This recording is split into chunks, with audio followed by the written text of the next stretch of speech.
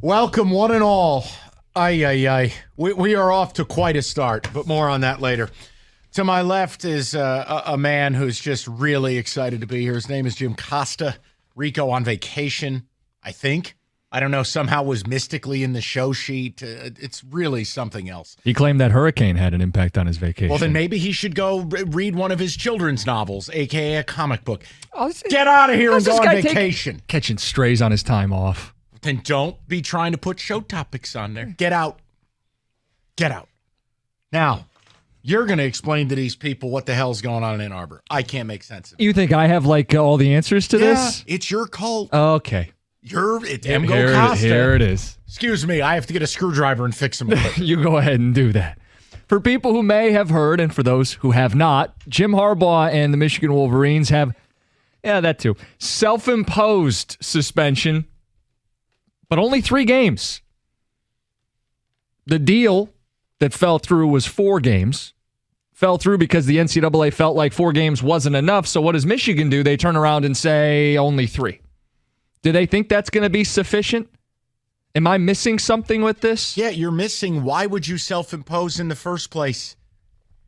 History has already shown you self-imposing doesn't really matter. Why would you self-impose when you put a deal before them that you would not agree to? The Committee on Infractions rejected your deal at 4. Mm-hmm. But you think 3 is doing something? So what are we missing? I don't know. I know you don't like getting inside the head of the Michigan Brain Trust. Are they trying time served? It's the best I could come up with is they think, hey, we'll bank 3 this year and 3 gimmies. If they're going to hand us any more, we'll tack them on at the start of next year. It's time served. If they want to hand out 5 or 6, we beat them to the punch, take 3 off this year, take 3 off next year, and move on. That's the best I can come up with because I don't get it. They know 4 wasn't enough, yet they self-imposed 3.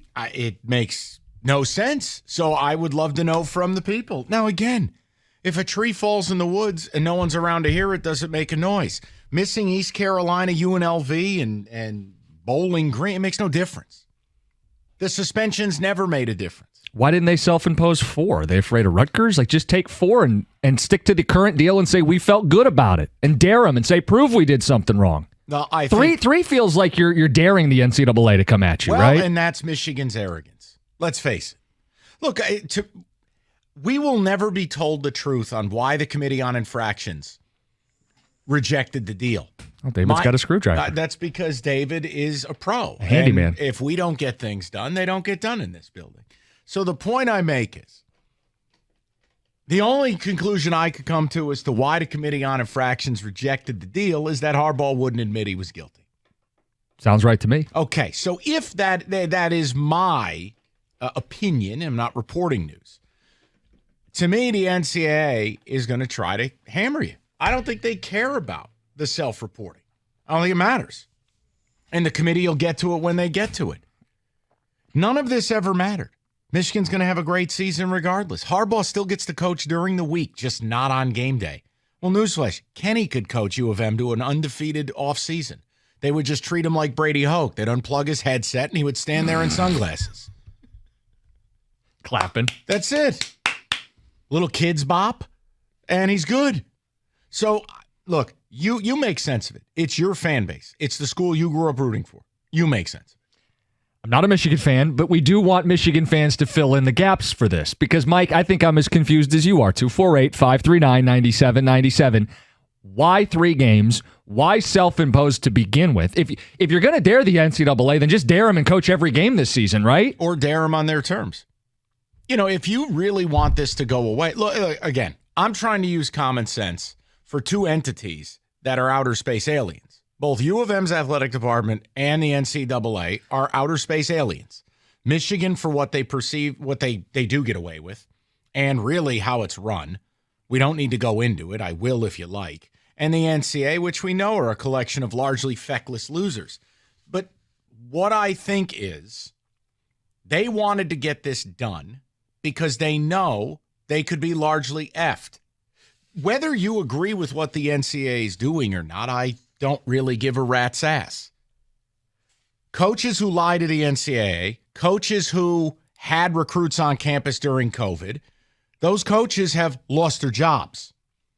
Now, I'm not telling you Harbaugh deserves to go for that. I think he deserves to go just for his general existence.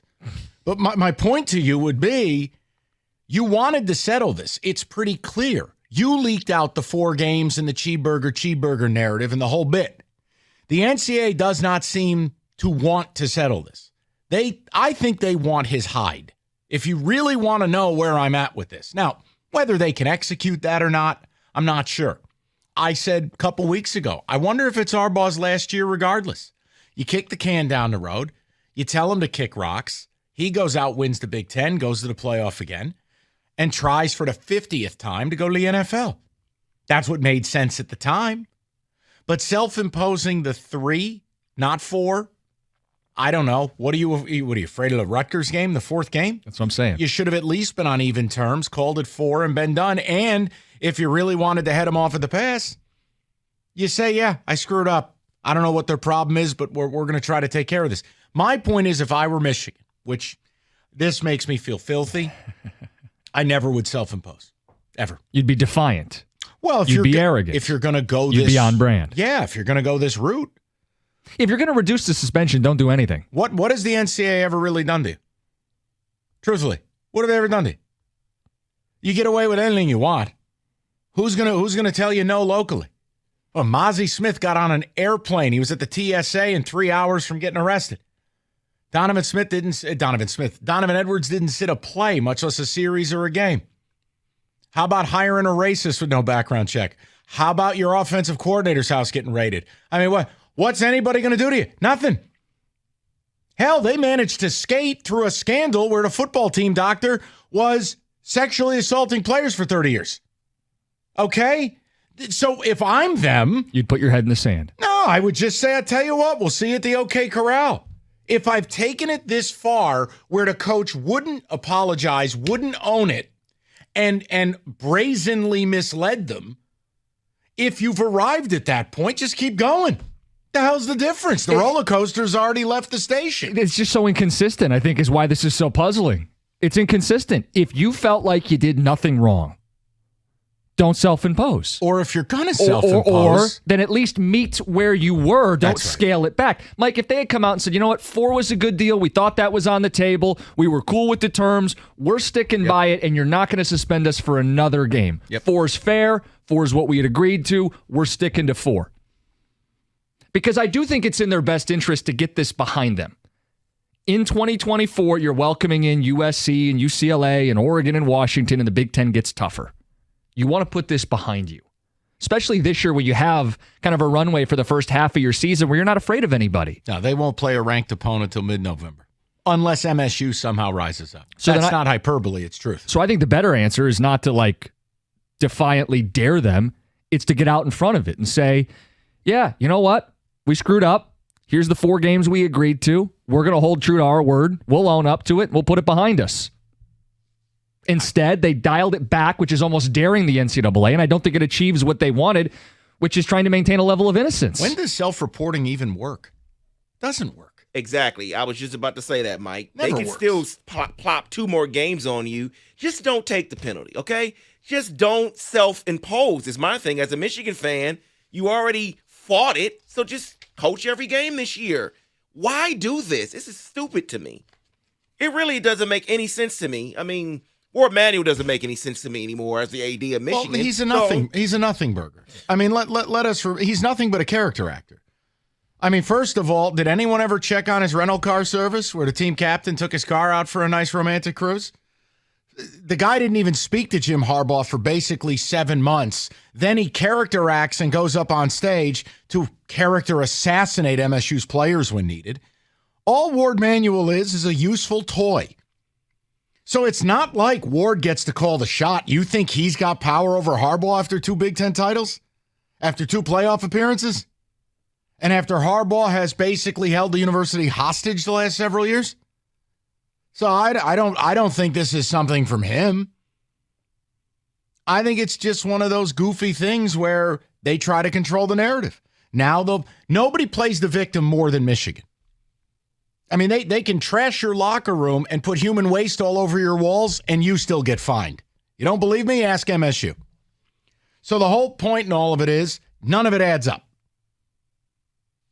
You don't hear me yelling about it. I don't think Harbaugh should lose his job, so don't even take it there with me. Don't waste my time. But I never would have self-imposed had I gotten down the road like this. I also would have worked with the NCAA. I would have admitted guilt, and I would have come to resolution because Cookies is right. 4 games plus an apology? Hell, make it 5. Sure. Keep the change. I still get to coach during the week? Guys, remember, this is not the J-Mo suspension. He's not gone from the facility. Right. He's not. Harbaugh gets to coach, film, practice. He's there all Set the week. tone, the game plan, all of it. And on Saturdays, he goes golfing. I would have settled it, but I have a brain. Now I have no idea. I don't think this accomplishes anything, the 3 games. No, it doesn't. But then again, look, here's the reality. This is where I get irked with the cult, a.k.a. the fan base. If this were Ohio State, phone lines, full. If this were Mel Tucker in East Lansing, full. If this were Alabama, full. But when it's them, they don't have the gumption to pick up the phone and have a conversation about it because what they do is cult behavior. That's it. It's no different. The only difference between Harbaugh and certain other faux religions is like, I don't know, dressing up as an admiral and making your wife disappear. That's really the only difference. What? I don't know it's anything to Scientology 2.0.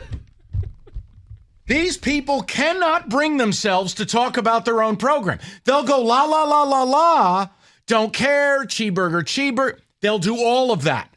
But you know what? They will not have an honest conversation about it. They can't. Because if you go against dear leader, what happens? Seriously.